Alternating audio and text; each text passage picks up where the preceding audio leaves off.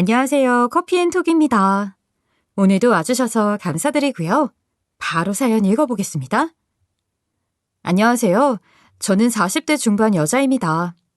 얼마 전에 친한 동료가 결혼을 했어요. 나이는 저보다 훨씬 어리지만 저희는 통하는 게 많아서 친하게 지내고 있는 동료랍니다. 워낙 가까운 사이이기도 하고 제가 결혼할 때 진심 어린 축하를 받았던 친구이기도 해서 저 또한 동료의 결혼식에서 축하를 해주었어요. 예쁜 드레스를 입고 버진로드를 입장하는 그 아이를 보는데 괜히 주책맞게 눈물이 고이더라고요. 동료는 얼마 지나고 집들이를 했는데 요즘 새로 지은 신축 아파트로 신접을 차렸더군요.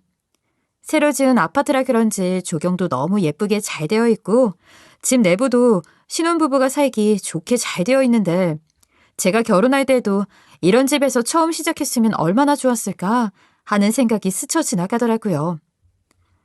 요즘 나오는 집들은 어쩜 이렇게 이쁜지 모르겠어. 진짜 부럽다.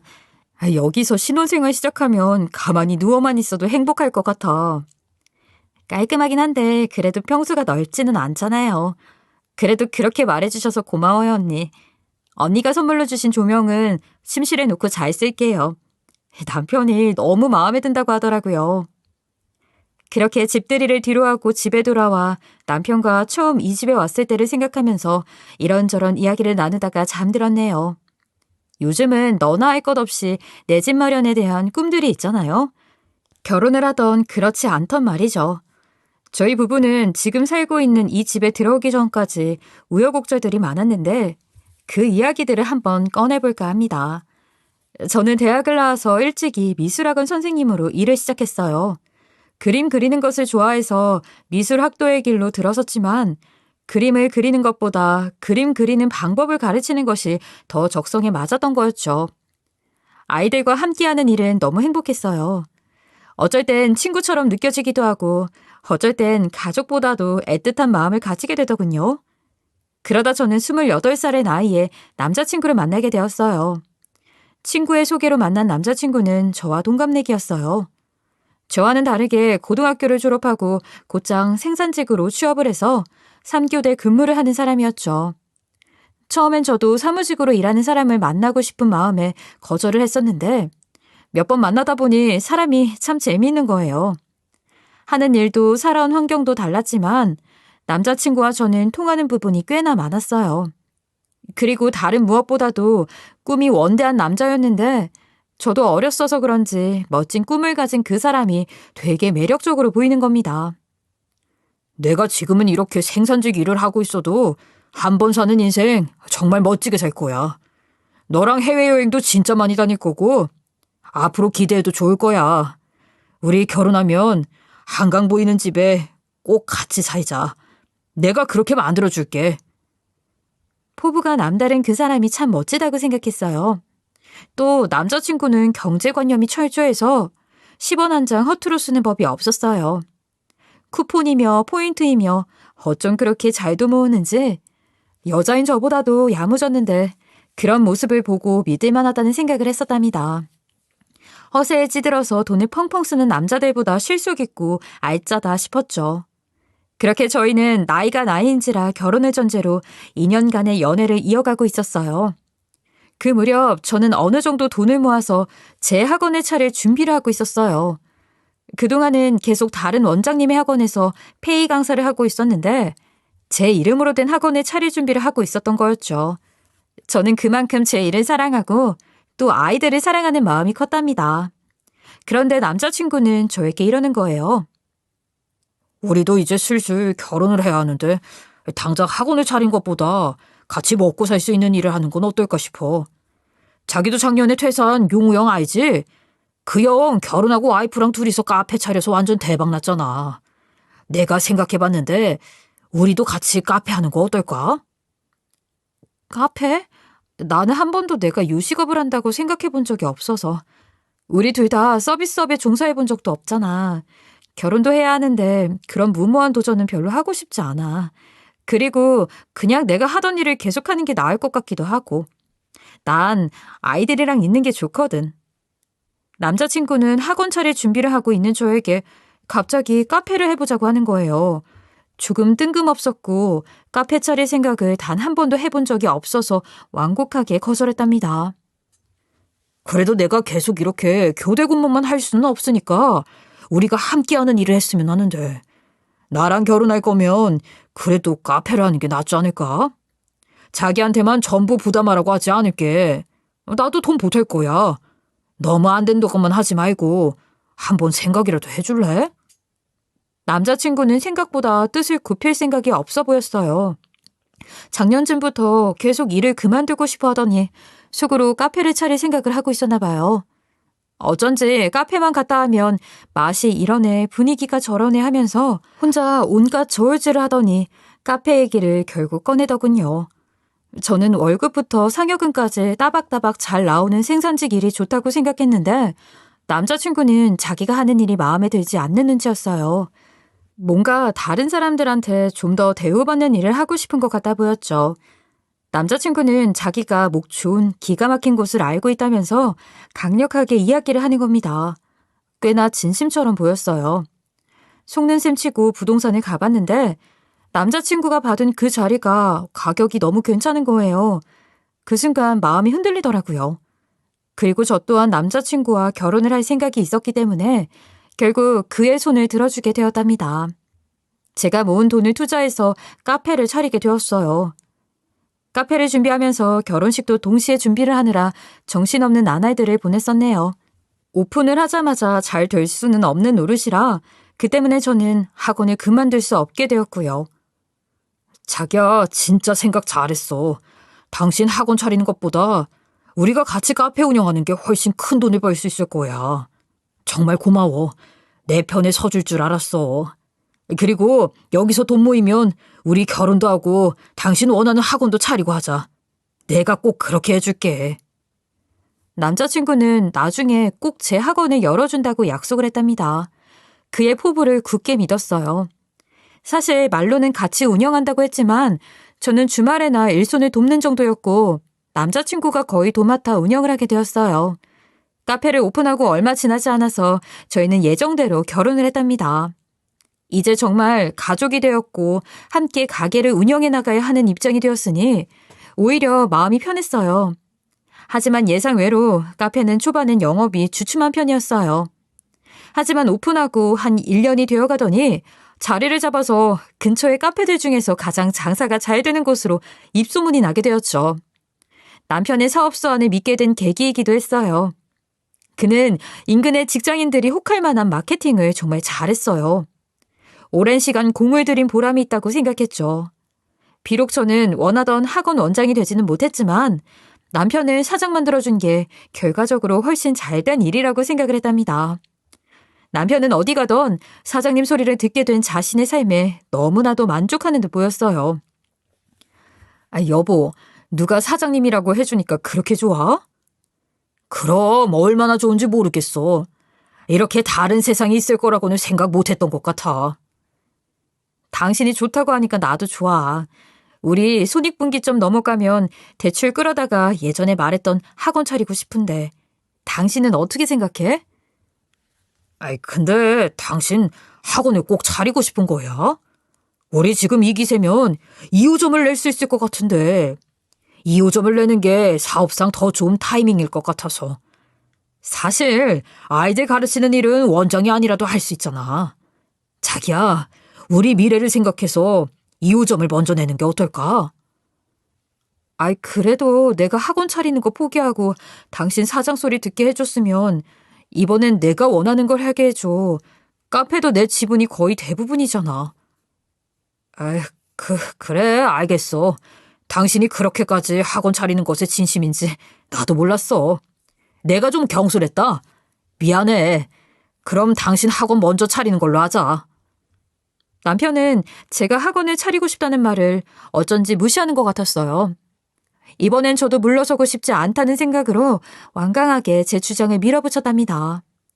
학원을 차리는 건 저의 오랜 꿈이었거든요. 그런데 또다시 제가 다시 한 수 접어야 하는 상황이 생겨버린 겁니다. 얼마 지나지 않아서 저희 부부에게 사랑의 결실이 찾아오게 된 거예요. 갑작스럽게 임신을 하게 된 거죠. 저희는 한 3년 정도의 시간을 두고 아이를 가질 생각이었는데 예상보다 빠르게 아이가 찾아온 거였어요. 아이를 갖게 된 건 너무 복된 일이지만 아직 사회적으로 이루고 싶은 꿈이 있었고 원하는 목표가 있었는데 눈앞에서 제 꿈들이 전부 물거품이 되는 기분이었어요. 기쁨과 절망이 동시에 저를 휘감아 버리더군요. 너무 혼돈스럽고 정신이 없는 기분이었어요. 제가 이렇게 혼돈스러운 와중에 남편은 제 임신 소식에 누구보다 기뻐했답니다. 그리고 기다렸다는 듯이 제가 임신을 하면서 2호점을 홀랑 내버리더군요.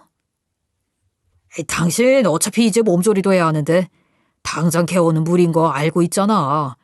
이 틈에 내가 2호점까지 자리 잡을 테니까 우리 애기 태어나고 좀만 더 크면 개원하는 걸로 하자. 어때? 그래, 알았어. 그 대신 우리 어느 정도 자리 잡으면 그때는 다른 말 말고 꼭 학원이 먼저야. 알겠지? 어쩐지 억울한 기분이 들었지만 남편의 사업적 안목을 믿었고 또 학원은 다시 차리면 되는 거니 좋은 게 좋은 거라고 생각했답니다. 10달을 제 속으로 품고 태어난 아이는 저를 꼭 닮은 딸아이였어요. 이를 워낙 사랑했던 저로서 아이 때문에 일을 못하게 되었다고 원망 어린 생각을 했던 모든 순간을 후회스럽게 만드는 너무 예쁜 아이였죠. 사랑스러움이라는 단어는 제 딸아이를 보고 만든 말일 거라는 생각을 했을 정도랍니다. 아이가 태어나니 이전과 다른 인생이 펼쳐졌어요. 엄마로서의 삶은 이전의 인생에서는 상상을 할 수 없을 만큼 큰 희생이 따르더라고요. 그럼에도 불구하고 내 속으로 나온 이 아이를 위해서라면 못할 게 없다고 생각했어요. 남편은 가게일 때문에 바빠서 육아를 거의 돕지 못했고 저 혼자 발을 동동 구르면서 아이를 보는데 전념했답니다. 그리고 아이가 2돌이 지났을 즈음이었어요. 저는 이제 슬슬 복직을 하려고 준비하고 있었어요. 남편이 차린 2호점도 자리를 잡았을 무렵이라 남편에게 약속된 개원을 이야기했었죠. 그랬더니 저에게 이러는 겁니다. 나 이제 다시 슬슬 일하고 싶은데 우리 저번에 얘기했던 개원 말이야. 올해 안에 하고 싶어. 벌써? 아직 유림이가 너무 어린데 괜찮겠어? 내 생각엔 아기가 조금 더 크고 나서 해도 괜찮을 것 같은데. 당신이 걱정할까봐 안 그래도 우리 엄마한테 말을 다 해놨어. 엄마도 빨리 일을 다시 했으면 하시더라고. 그래서 나 일하면 엄마가 주 3일 봐주신다고 하시네. 나머지 요일은 시터 쓰려고. 그래도 장모님 고생하시고 시터 써가면서 일을 해야 할까? 내 생각엔 엄마가 좀 더 케어하는 게 맞는 것 같아서. 남편은 계속해서 일을 하지 못하게 하는 겁니다. 한참을 아이만 보면서 복직할 생각 하나로 버텼는데 너무 황당해서 저는 이유를 물었어요. 당신 내가 일을 얼마나 하고 싶어 하는지 뻔히 알잖아. 왜 계속 안 된다고 하는 건데. 그냥 솔직하게 터놓고 얘기해. 그게 사실 몇 달 전부터 2호점이 좀 힘들어. 직원들 월급 때문에 대출을 끌어온 상태라 추가 대출을 받을 수 없는 상황이야. 그래서 당신 개원해줄 여윳돈이 없어. 남편의 말에 저는 놀랐어요. 매일 아침 대바람부터 출근을 하고 밤 12시가 넘어서야 다 죽어가면서 퇴근을 했었거든요. 영업에 문제가 있을 거라고는 전혀 예상하지 못했어요. 아니, 언제부터 그런 건데? 한 5개월 정도 된 것 같아. 아니, 우리 가게 주변에 큰 프랜차이즈들이 2개나 들어오는 바람에 나도 지금 마음이 좀 복잡해. 2호점을 잡아야 하나 싶고. 그런 고충이 있는 줄은 몰랐기에 추궁하던 물은 제 자신이 조금 속 좁게 느껴지더라고요. 그래서 저는 미안하다고 일단은 잘 버텨보자고 말을 해줬어요. 어쩐지 남편의 얼굴이 요 근래 그늘져 보였는데 아이 키우느라 바빠서 미처 몰라봤던 것 같아 참 미안하더군요. 그 이야기를 들은 이후로는 저 또한 허리띠를 좀 더 바짝 졸라매자는 심정으로 100원 하나까지 아끼고 생활비를 최대한 절약해가면서 지냈어요. 애호박 하나를 사는데도 조금이라도 저렴한 곳에서 사고 싶어서 그 더운 날 아이를 업고 땀 뻘뻘 흘려가면서 마트를 돌던 기억이 나네요. 저는 남편의 사생활에는 딱히 터치를 하지 않는 편이었어서 어디에 얼마를 쓰는지 관심을 딱히 두지 않았어요. 그렇지만 상황이 상황인지라 줄일 수 있는 부분은 줄이겠다는 생각으로 지난 카드 내역을 한번 훑어봤답니다. 남편의 서재에 켜켜이 쌓여있는 고지서들을 몇 개 집어서 보는데 저는 제 눈앞에 보인 글자들을 믿을 수 없었어요. 그 자리에서 얼어붙어버리고 이내 주저앉게 되었어요. 카드 지난달 내역서에는 5성급 호텔에서 60만 원, 지지난달에는 고가의 가방 브랜드에서 190만 원, 또 어떤 달에는 백화점 의류 매장에서 80만 원 등등 셀 수도 없이 고가의 내역들이 있는 겁니다. 하도 많아서 몇 달 전부터 이런 지출들이 이어졌는지 모르겠는 거예요. 너무나도 명백한 불륜의 증거들이었어요. 더군다나 남편은 엄청난 짠돌이었거든요. 결혼기념일에도 돈을 아끼겠다고 있는 쿠폰, 없는 쿠폰을 끌어모아서 3성급 호텔 한번 가본 게 전부였는데 1박에 60만 원이나 하는 5성급 호텔이 웬 말이고 명품 브랜드는 아는 게 없는 사람이 무슨 가방에 190만 원을 쓰겠어요. 저는 그날 남편이 돌아오기만을 기다렸다가 카드 내역서들을 던지고 따지듯 물었어요. 당신 지금 이거 전부 뭐야? 나한테 똑바로 말해야 할 거야? 지금 내 방 뒤진 거야? 미쳤어? 아니 남의 물건에 왜 손을 대? 뭐 미쳐? 미친 건 당신 아닐까? 여기 봐봐. 아니 호텔이며 가방이며 옷이며 이 큰 금액은 어디다 쓴 건데? 당신 여자 생긴 거지? 아유, 아니 그게 아니라 여보 흥분하지 말고 내 말 좀 들어봐. 나한테는 결혼 전에 10만 원짜리 가방 하나 사준 게 전부면서 190만 원이나 되는 돈을 어디다 쓴 건데? 이게 지금 불륜이 아니면 뭐야? 당장 해명해봐. 그제서야 남편은 미안하다면서 무릎을 꿇는 겁니다. 여보, 아니 나는 정말 만날 생각 없었어. 근데 걔가 먼저 나한테 꼬리를 살살 흔드는데 내가 어쩔 수가 없었어 정말이야. 그냥 잠깐 스치듯 만난 거지 절대 사랑은 아니었어. 여보, 정말 미안해. 나 한 번만 용서해줘. 응? 처음엔 아니라고 발뺌을 하더니 결국엔 그쪽 여자가 먼저 꼬리를 쳤다는 등의 말을 하더군요. 본인 잘못이 아니라고 발을 쏙 빼는 그 비열함에 저는 온몸에 소름이 돋았어요. 매일같이 새벽 늦게나 되어서 돌아오던 남편은 밖에서 헛짓거리를 하느라 늦은 거였죠. 저는 그런 것도 모르고 100원, 200원 아끼겠다고 마트를 돌고 돌던 제 자신이 너무 등신 같아서 눈물이 났어요. 새벽에 지쳐 돌아오던 남편의 얼굴을 보면서 안쓰럽다고 생각했던 지난 시간들이 너무 화가 났고요. 이렇게 살아서 뭐하나 하는 생각도 들었답니다. 어떤 사람들은 남자가 실수 한 번씩은 할 수 있는 거라면서 용서를 해주라고 하기도 하는데 저는 이 사실을 안 이상 남편과 다시 살을 부대끼고 살 수 없을 거라고 생각했어요. 그로 인해 이혼을 통보했답니다. 당신이 나한테 한 짓이 얼마나 파렴치한 짓인지는 스스로 더 잘할 거야. 나는 이렇게 살 수는 없고 우리 갈라서는 걸로 해. 내가 1호점 차릴 때 투자했던 내 지분의 돈 2호점 차릴 때 들어간 내 몫의 금액까지 전부 칼같이 갈라서 줘. 그리고 합의금으로 제시한 금액 맞춰주지 못하면 소송 이혼으로 갈 각오하는 게 좋을 거야. 여보, 나 그 사람이랑 정말 다 끝냈어. 완전 쫑이라고. 내가 잘못한 건 알지만 한 번만 나 용서해주면 안 될까? 내가 지금 당신한테 그렇게 돌려줄 돈도 합의금을 해줄 여력도 안 돼. 정말 미안해. 당신 그렇게 매몰찬 사람 아니잖아. 그년한테 백 사주고 호텔 데려가느라 없는 거 아니야? 그리고 뭐 쫑? 너 그 사람이랑 엊그제도 문자한 내역이 나한테 있는데 끝까지 거짓말할래? 당신이 바람 피울 때는 이런 최후까지 생각을 하고 행동했었어야지. 이 이상의 합의는 없어. 우리 유림이한테 부끄러운 줄 알아. 저는 마음을 돌릴 생각이 단 한 톨도 없었어요. 그렇게 남편은 자기 엄마한테 돈을 빌리고 대출을 끌어다가 저한테 재산 분할을 해주었고 합의금까지 정산받은 후 이혼을 하게 되었답니다.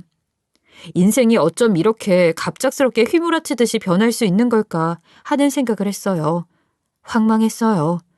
그 이후 저는 전 남편에게 받은 합의금에 친정엄마한테 도움을 조금 받아서 그토록 원하던 학원을 차릴 수 있었어요. 인생이 망했다는 생각으로 좌절감에 빠져 있을 때 저에게 구원을 해준 건 역시나 딸아이와 엄마였답니다. 딸아이를 위해서라도 다시 힘을 내서 일어서야겠다고 생각을 했고 엄마의 위로로 다시금 정신을 차릴 수 있었죠. 저를 믿고 제 학원에 등록을 해준 아이들을 제 딸이라는 생각을 가지고 한 명 한 명 정성을 다해서 가르쳤어요. 아이들이 조금씩 발전을 해나가는 모습을 보는 건 잊고 있던 제 인생의 가장 큰 기쁨 중 하나였죠. 다시 일을 하니 이혼의 아픔을 빨리 떨칠 수 있었던 것 같아요. 학원은 입소문이 빠르게 번지고 수강생이 많이 늘었어요. 저는 엄마에게 받았던 돈을 갚을 수 있었고 나름대로 제 삶의 안정을 찾아갔고요. 그렇게 시간이 흘러 딸아이가 5살이 되던 해에 한 남자를 알게 되었어요. 고등학생인 수강생 중에 한 명을 매일같이 데리러 오던 사람이었는데 오면서 가면서 인사를 나눠본 게 전부였죠. 그 남자는 입시반 수강생인 삼촌이었는데 어느 날 갑자기 저에게 작은 쪽지를 주더라고요. 시간 괜찮으시면 나중에 커피라도 한잔 하실래요? 그리고 그 아래에는 남자의 핸드폰 번호가 적혀 있는 겁니다. 어떻게 해야 하나 난감했답니다. 이혼을 하고 나서 남자라면 이제 하게 되고 싫었는데 우리 제자가 항상 삼촌이 진짜 좋은 사람이라는 자랑을 입에 달고 살았거든요. 그래서 괜히 한번 만나보고 싶다는 생각이 들었어요. 그리고 제가 이혼도 하고 아이도 있는 사람이라는 걸 알지 못하고 있을 테니 막상 만나보고 그쪽에서 제가 싫을 수도 있었고요. 저는 적혀있는 핸드폰 번호로 연락을 해서 남자와 만나게 되었답니다. 남자는 1살 연상이었는데 경찰 공무원이더라고요. 키도 크고 훤칠하고 더군다나 사람들이 원하는 안정적인 직장까지 가지고 있었는데 왜 아직까지 결혼을 하지 못했는지 의문이었답니다. 그리고 저는 남자에게 솔직하게 이야기했어요. 저에 대해 반드시 아셔야 하는 부분이 있어서 지금 솔직하게 말씀드릴게요. 저는 이혼도 한 번 했고 5살이란 딸아이도 있어요. 그 부분에 대해 모르시고 다가와 주신 거 알기 때문에 제가 마음에 들지 않는다고 하셔도 충분히 이해해요. 저 그게 원장 선생님 아이 엄마인 거 알고 대시한 게 맞아요. 저는 놀라서 물었죠. 제가 엄마인 걸 어떻게 아신 거예요? 그게 제가 선생님한테 관심이 있어서 우리 조카 마중을 매일 가는 거였거든요. 그랬더니 조카 녀석이 선생님 톡 프로필에 있는 아이 사진을 보여주더라고요. 그런데 선생님은 남편 이야기를 한 번도 한 적이 없다고 하길래 저랑 비슷한 아픔이 있을 것 같다고 생각했어요. 그렇게 생각하니 오히려 너무 좋았고요. 사실 저도 이혼에 아픔이 있는 사람이거든요. 남자의 말에 저는 깜짝 놀랐어요. 제가 아이가 있는 걸 알면서도 다가와 준 것이고 또 본인도 이혼에 아픔이 있다고 하는데 예상치 못한 전개라 어안이 벙벙했답니다. 저는 남자만 봐도 싫어했고 그쪽도 이번 생에 다시는 여자랑 절대 엮이지 않겠다고 했었는데 이렇게 또 의외의 만남이 시작된 거였어요. 저희는 그 이후 몇 번 더 만나서 밥도 먹고 술도 한잔하면서 자연스레 연인이 되었어요. 남자친구는 이혼한 이후 형네 집에서 얹혀 지내고 있다고 했어요. 그리고 당직 근무가 없던 날이면 저를 볼 겸 조카를 매번 데리러 왔었다고 하는데 그 말이 참 귀엽게 느껴지더군요. 아무래도 제가 아이가 있다 보니 남자친구와 제 딸아이가 함께 만나는 날이 많았어요. 함께 만나는 걸 부담스러워하면 어쩌나 하는 생각을 했었는데 제 딸아이를 대하는 모습에 저는 사랑에 빠지게 되어버렸죠. 남자친구의 다정함에 너무 깊게 스며들었답니다. 저희는 달콤한 연애를 이어나가고 있었어요. 서로 왜 이혼을 했는지는 암묵적으로 물어보지 않고 있었는데 어느 날 저에게 무슨 이유로 이혼을 하게 됐는지 묻더라고요. 근데 이전 남편이랑은 어떤 이유로 이혼을 한 거야? 그게 우리 유림이 한참 손 많이 가던 시절에 그 사람이 외도를 했거든. 그냥 넘어가 줄 수가 없어서 이혼했어. 남들이 보면 별일 아니라고 생각할 수도 있지만 나한테는 너무 별일이더라고. 오빠는 뭐 때문에 이혼했어? 에이, 그걸 어떻게 넘어가 줄 수 있겠어. 나는 이전 와이프가 빚이 있는 걸 모르고 결혼했었거든. 결혼하고 보니까 내 이름으로 대출을 받을 준비를 하고 있는 거야. 그래서 바로 이혼했지. 사기 결혼이었어. 저희는 내막은 다르지만 상대의 거짓말과 배신으로 이혼을 했다는 공통점을 가지고 있었어요. 그래서 그런지 서로에 대한 이해와 배려가 있었고요. 서로 의심하지 않게끔 안심시켜주는 게 저희만의 룰이랄까요? 그래서 그와의 연애는 너무나도 마음이 편했어요.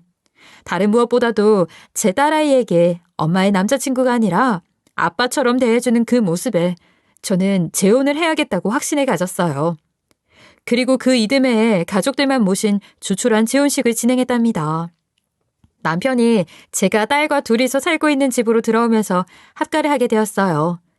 당시에 제가 이사를 한 지 얼마 안 됐었거든요. 다시 시작된 결혼 생활은 처음의 결혼 생활보다 훨씬 만족스러웠어요. 이래서 사람들이 공무원 하는구나 싶었죠. 남편이 안정적인 일을 하고 있다 보니 저는 저대로 일에 집중할 수 있어서 좋았어요. 그 집에서 2년간 알콩달콩 저희만의 추억을 참 많이도 만들었네요. 좋은 기억이 너무 많은 공간이라 계속 지내고 싶은 마음이 있었지만 계약 기간이라는 게 있기 때문에 그럴 수가 없었어요. 그 집에서 2년의 시간을 보낸 이후 저희는 이사를 준비해야 했어요. 참 여보, 근데 이 집이 내년 초면 계약 만료라 우리 이사 갈 집을 슬슬 알아봐야 할 것 같아. 벌써 시간이 그렇게 됐구나. 그래, 다음 주 주말에 같이 부동산 발품 좀 팔아볼까? 우리 유림이 책방 하나 해줄 수 있는 집이면 좋겠는데. 이사갈 집을 알아보기도 전에 딸아이 책방을 따로 만들어주고 싶다고 말하는 다정하고 사려 깊은 사람이었어요. 그렇게 몇 주 동안 발품을 여러 군데 열심히 팔았어요. 마음에 딱 드는 집이 마땅히 없어서 애를 먹고 있었답니다. 집을 비워줘야 하는 날은 다가오고 있는데 어찌해야 하나 난감했죠. 그러던 와중에 정말 딱 마음에 드는 집을 발견한 거예요. 기가 막힌 타이밍이었죠. 심지어 금액도 저희들 예산보다 저렴했어요. 그 집을 선택하지 않을 이유가 없었답니다. 젊은 부부가 아주 운이 좋으시네. 이 집 주인이 애기 유학 때문에 급히 집을 내놨거든요. 안 그래도 여기 마음에 든다고 하는 사람이 오늘 3팀이나 있었는데 뭐 계약금 먼저 거는 사람이 임자죠. 바로 가계약 하실래요? 이따가 또 한 팀이 이 집 보러 오실 예정인데. 저희는 마음에 드는 이 집을 놓칠까 하는 조바심에 그 자리에서 한치의 망설임도 없이 바로 계약금을 걸었어요. 알턴 이가 빠진 것처럼 속이 다 시원했다니까요. 이전에 살던 집은 방이 2개뿐이라 아이가 커가면서 이래저래 불편한 부분이 많았는데 방도 3개이고 전망도 좋아서 이전 집보다 훨씬 마음에 들었어요. 와, 진짜 타이밍이 어떻게 이럴 수가 있나 몰라. 하마터면 우리 집 없어서 길바닥에 나 앉을 뻔했잖아. 그렇지 여보? 으이그 능청은. 아무튼 당신 말이 맞아. 우리 진짜 집 비워야 할 날이 코앞으로 다가와서 마음이 급했잖아. 어떻게 딱 맞게 마음에 드는 집으로 계약할 수 있던 건지. 이런 거 보면 다 운명이라는 게 있나 봐. 당신이랑 내가 만난 것처럼? 남편은 마음에 드는 집을 만나서 기분이 좋은지 평소보다 너스레를 더 잘 떨더라고요.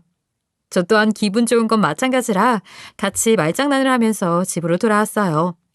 그리고 기쁨의 축하주를 한잔하고 잠들었답니다. 그리고 대망의 이삿날이 되었어요. 저희는 잔금을 전부 치르고 짐을 옮기기에 바빴어요. 비가 부슬부슬 내리는데 비 오는 날 이사하면 잘 산다고 누군가 했던 말이 생각나면서 내리는 비마저 예뻐 보였답니다. 머리카락이 촉촉하게 젖고 있는데도 저희는 너무 기분이 좋았어요. 하지만 인생사 뜻대로 되는 것이 얼마나 있을까요?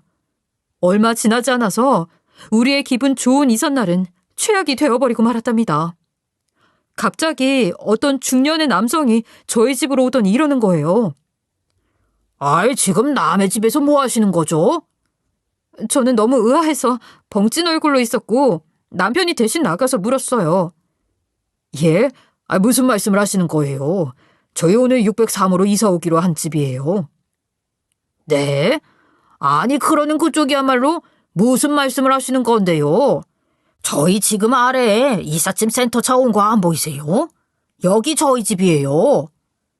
저와 남편은 이게 도대체 무슨 상황인지 알 수가 없어서 순간 얼어붙어 버렸어요. 그리고 잠시 후 더 믿을 수 없는 상황이 벌어지기 시작했어요. 이번에는 어떤 할머니 한 분이 와서는 이게 뭐 하는 짓이냐고 다짜고짜 따지는 거예요. 아니, 여기 오늘 들어오기로 했는데 아직도 방을 안 뺀 거예요? 이게 무슨 경우야? 저는 급하게 집주인에게 전화를 걸었어요. 하지만 상대방 전화기는 꺼져 있는 겁니다. 그때부터 뭔가 잘못됐구나 하는 생각에 등골이 오싹해지더라고요. 그리고 서로 자기 집이라고 주장하던 사람들 또한 각자 가지고 있는 집주인 번호로 전화를 걸었는데 전부 전화를 받지 않거나 없는 번호라는 야속한 안내 메시지만 전달받을 뿐이었어요. 상황은 점점 더 가관으로 치닫았어요. 점차 저희 집으로 오는 사람들이 많아지더니 결국 8명의 사람이 서로 자기 집이라고 주장을 펼치기 시작하는 거예요. 들어오는 이삿짐 탑차로 그 일대가 완전히 마비가 된 겁니다. 사람들은 서로 자기 집이라고 우기고 완전히 흥분 상태였어요. 그도 그럴 것이 잔금은 이미 다 치른 상태였고 이삿짐을 옮기려고 왔는데 8팀이나 와서 서로 자기 집이라고 하니 난리가 나지 않을 수가 없었죠. 각자 집주인에게 전화를 건 번호를 확인해봤는데 8개의 번호가 전부 다 다른 겁니다. 그리고 이내 허탈한 목소리로 남편은 말했어요. 여러분, 저희 전세 사기 당한 것 같아요. 웅성웅성 시끄럽던 분위기는 이내 잠잠해졌고 누군가는 눈물을 흘리고 누군가는 참을 수 없다면서 고래고래 소리를 질렀어요. 완전히 계획 범죄였어요. 처음부터 이런 상황을 머릿속에 그려놓고 미끼를 던져놓았던 겁니다. 그 자리에 있던 모든 사람들은 미끼를 덥석 물어버린 거였고요. 남편은 일단 상황을 정리해야겠는지 이러는 겁니다. 자자 여러분, 일단 다들 진정하세요. 여기 계신 분들 모두 이런 상황이 처음이라 당황하신 거 잘 압니다. 저 또한 마찬가지고요. 마음을 안정시키는 데 도움이 될지는 모르겠지만 제가 지능범죄수사팀에서 근무하고 있는 경찰입니다. 지능형 범죄자들 잡는 게 제 일이고 저 또한 피해자이니 최대한 빠르게 상황을 정리해 보도록 할게요. 맞아요. 저희 남편은 경찰 중에서도 지능범죄수사팀에서 팀장으로 근무를 하고 있었어요. 교묘하게 사기를 쳐서 죄 없는 사람들을 피눈물 흘리게 하는 사람들을 엄벌하는 일을 하고 있었답니다. 사람들은 안도의 한숨을 쉬기도 하고 저희 남편에게 와서 손을 꼭 붙잡으면서 말을 하기도 했어요. 경찰 선생님, 제발 저희 전세금 좀 꼭 찾게 도와주세요. 그 돈 없으면 저희 정말 죽어요. 아이고 경찰 양반, 인생 늙음하게 가진 돈 전부 이 집에 넣은 거예요. 꼭 좀 도와주세요. 선생님, 저희 아이들이 아직 초등학생이에요. 그 돈 없으면 저희 정말 길바닥에 앉아야 해요. 꼭 좀 부탁드리겠습니다. 다들 간절한 마음으로 저희 남편에게 애원을 했어요. 어떻게 이런 일이 있을 수 있는 건지 저도 눈물이 주르르 흐르더라고요. 솔직히 무서웠어요. 그 돈 없으면 정말 큰일 나는 건 저희 집도 마찬가지였으니까요. 밖에 내리는 비는 한순간에 그 자리에 있던 전세 사기 피해자들의 눈물로 변해버렸답니다. 그런데 한편으로는 이 일을 벌인 사람도 정말 대단하다고 생각했어요.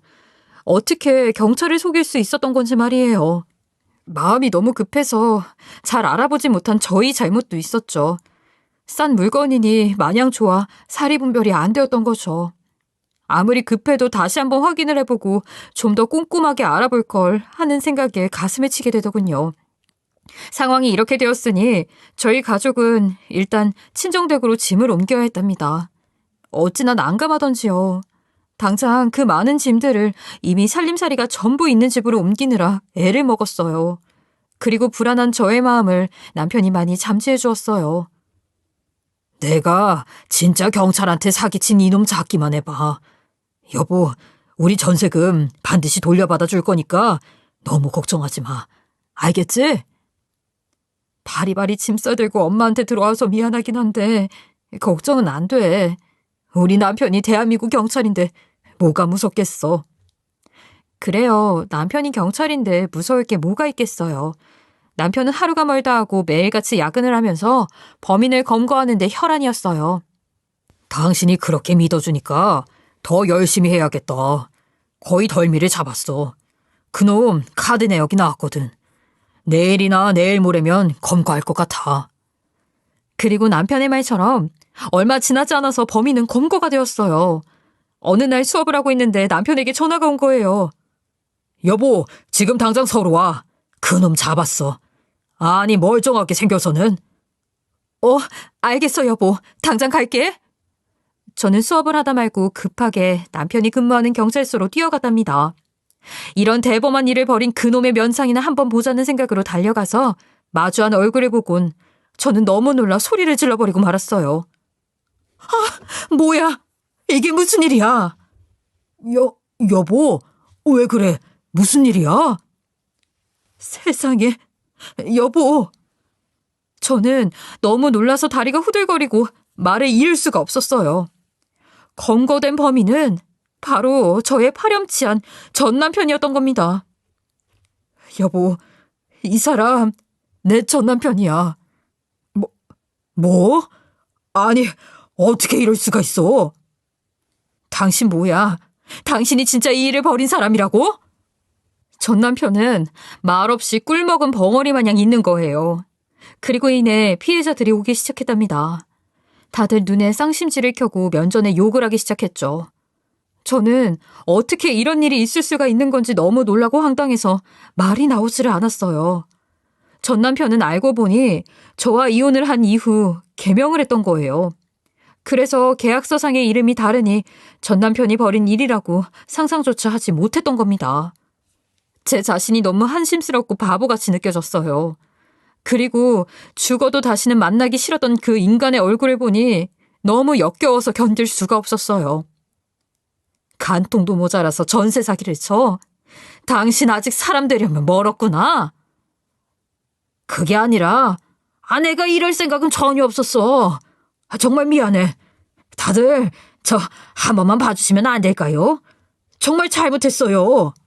당신 미친 거야? 그리고 그럴 생각 없었다는 멘트는 지겹지도 않니? 당신 놔두고 바람 폈을 때도 그랬잖아.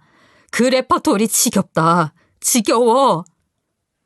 강비룡에서 강민우로 개명을 하셨네요. 그 덕에 우리 와이프가 몰랐던 거고요. 피해 입은 분들이 한둘이 아닌지라 각오하셔야 할 겁니다. 저는 도대체 저 인간이 어떻게 이 많은 사람들을 상대로 사기를 친 건지 궁금했어요. 그리고 남편에게 내막을 전해들었는데 아주 기가 막히고 코가 막혔답니다. 전 남편은 저와 이혼을 한 이후 계속해서 자금난에 시달렸다고 해요. 하긴 재산 분할을 하니 자기 몫으로 남은 게 거의 없다는 걸 뼈저리게 느꼈겠죠. 결국 잘 나가던 2개의 카페 전부 접어버릴 수밖에 없었다고 하더군요. 그리고 돈 떨어지니 저를 두고 놀아놨던 내연녀가 옆에 계속 붙어있을 리 만무했죠. 그 여자와의 관계로 끝나버리고 한참을 술에 빠져서 지냈다고 합니다. 그러다 다시 일어나 보겠다는 마음으로 한 3년간 공인중개사 공부를 해서 부동산 중개인으로 다시 시작을 했다는 거예요. 자기 아버지 이름으로 조그만 땅이 있었는데 아버지가 돌아가시면서 그 땅을 상속받게 되었고 그 땅값을 땡겨다가 작은 집을 하나 매매했던 겁니다. 그게 전세 사기의 중심에 있던 그 빌라였고요. 황당하기 짝이 없었어요. 이놈 아주 치밀한 게 부동산 중개인들까지 전부 섭외해서 사기를 친 거였어. 아주 지독하다 지독해. 그 돈 들고 필리핀으로 튀려고 한 거지? 정말 아니에요. 그럴 생각 추호도 없었어요. 그럼 내일자로 필리핀행 티켓은 왜 끊어놓은 건데? 세부에 호텔을 2달이나 예약해 놓은 거고? 이제 그만해라. 어차피 되돌릴 수 없어. 생각보다 아주 촘촘하게 계획을 짰더라고요. 정말 그 비상한 머리로 좋게 마음을 먹었으면 지금쯤 어디서 뭘 해도 충분히 성공하고 남을 인간이었는데 한심하기 짝이 없었죠. 남편의 이야기를 듣고 피해자들은 난리가 났어요. 전 남편에게 가서 멱살을 잡고 흔들면서 일순간에 또다시 아비규환이 되었죠. 네 이놈, 내 돈 내놔. 그게 어떤 돈인지 알고? 선생님, 저희 돈 못 받는 거 아니죠? 제발요. 저희 정말 너무 중요한 돈이에요. 자, 다들 안심하셔도 됩니다. 비자가 금액을 전부 필리핀의 계좌를 파서 그쪽으로 옮겨뒀는데 다행히도 저희가 한 발 먼저 확보를 할 수 있었어요. 한국 계좌로 넘어오는데 시간이 조금 걸리긴 하지만 여러분 피해 금액은 온전하게 보존되었으니 다들 마음 놓으셔도 됩니다. 남편의 말에 피해자들은 그 자리에서 엉엉 눈물을 흘리고 남편의 손을 붙잡고 고맙다고 하면서 또 한 번 눈물바다가 되었어요. 경찰 선생님, 정말 감사합니다. 정말 감사해요. 여보, 우리 살았어. 돈 돌려받을 수 있대. 경찰이 남편을 믿었지만 행여라도 사기꾼 놈이 이 돈을 그 사이에 몽땅 다 써버리기라도 했을까봐 내심 노심초사였는데 얼마나 다행이었는지 몰라요. 친정댁에서도 내색은 하지 않으셨지만 걱정을 많이 해주셨거든요. 그 이후 전 남편은 감형을 받고 싶어서 피해자들에게 자필로 반성문을 써내는 가상한 노력을 했더군요. 내용이 얼마나 가당치도 않은지 몰라요. 웃음도 나지 않았죠. 모두에게 막심한 피해를 주고 사기를 친 사실이 너무 명백해서 결국 법의 심판을 받게 되었답니다. 전 남편은 애당초 사기를 치려고 마음먹었고 8명의 사입자들과 한날 한시에 각기 다른 장소에서 전세 계약을 한 죄가 명백했으니까요. 또한 섭외했었던 8명의 가짜 중개인들도 괜히 푼돈 좀 얻어먹으려다가 같이 똥물을 뒤집어 쓰게 됐어요. 그 사건 이후 저희 부부는 자그마한 빌라로 전세를 들어가게 되었어요. 한번 크게 되었으니 돌다리도 두드려 본다는 생각으로 더욱 철저하게 알아봤고요. 이번 집은 너무나도 좋은 집주인을 만나서 기분 좋은 거래를 하게 되었죠.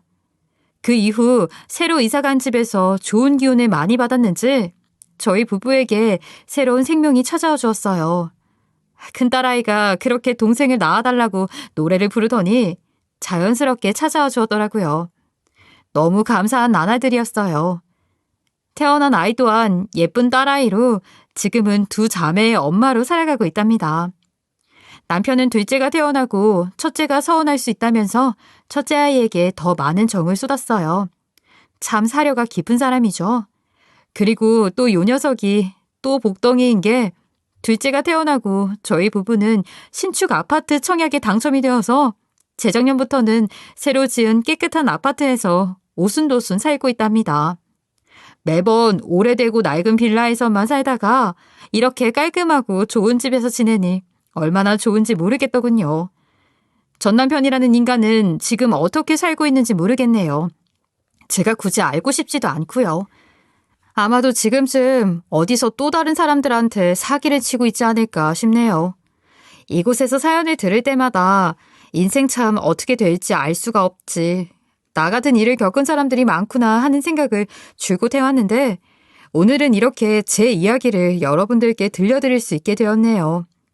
날이 점점 선선해오는데 저의 이야기를 들으시면서 바쁜 일상 속 잠시나마 한숨 돌리는 여유를 챙겨 가셨으면 좋겠네요. 저의 이야기 들어주셔서 감사합니다. 지금까지 커피앤톡이었습니다. 오늘도 끝까지 함께 해주셔서 감사하고요. 다음 영상으로 또 찾아뵙겠습니다.